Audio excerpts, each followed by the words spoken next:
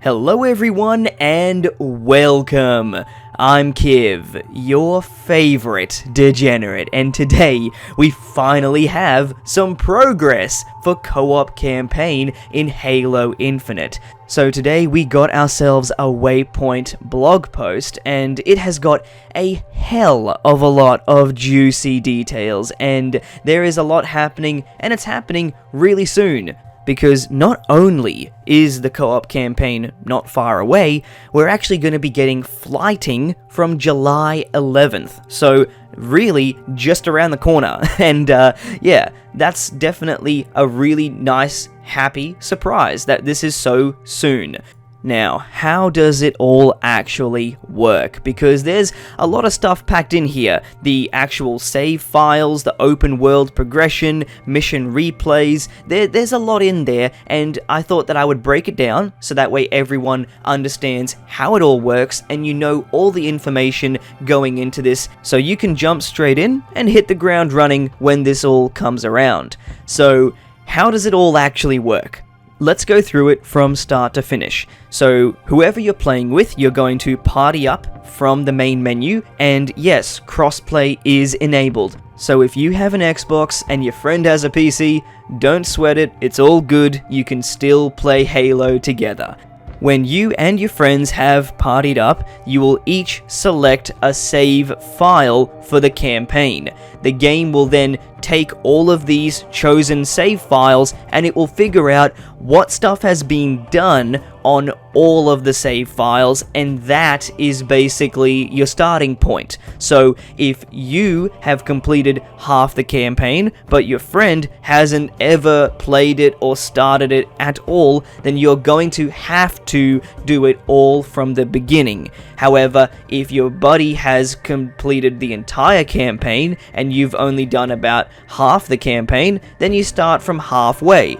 So the basic idea behind this is that whoever's done the least amount of stuff won't be confused. So this way there isn't a, hey, can you explain what's going on here? None of this makes any sense for me. You know, you don't have to worry about anyone being thrust into the middle of the story with absolutely no idea what's going on. Because it's an open world, the next obvious question that a lot of people start to ask is, okay, but can I just go in a different direction to my friend, and can we just both do separate stuff? Unfortunately, no, you cannot.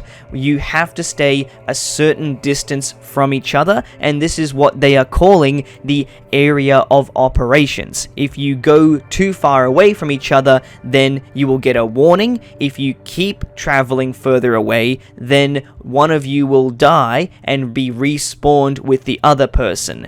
In the article, they said that the warning is going to happen at 800 feet, and then one of you will be killed at 1,000 feet. So they said that this is still plenty of enough room for both of you to be doing the same thing on an objective from different ends and still have plenty of space to do your stuff. So if one of you wants to sit back and snipe some heads, then that's fine, while the other person goes up close with a bulldog and absolutely wreaks havoc. So you can still play together and have the freedom. You're not going to be joined by the hip, as they said in the article. You're still going to have enough freedom and ability to move around and play how you want to play. So that is really reassuring to hear.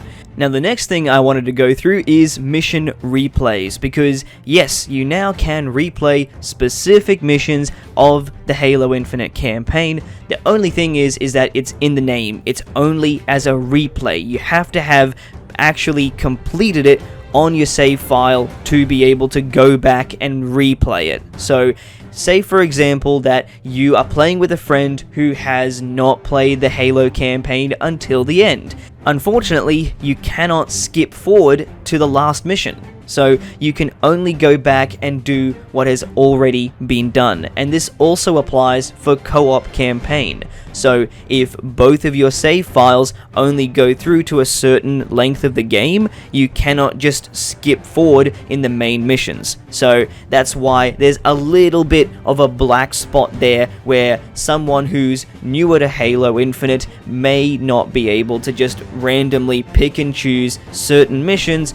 But that's about it for the article. There's a couple of cool things in there, like some more achievements and some unlocks, I guess, that are going to be coming to try and help promote co-op campaign, but all of this starts from July 11. So if you are not already a Halo Insider, make sure that you have signed up, because this is going to be through the flighting program.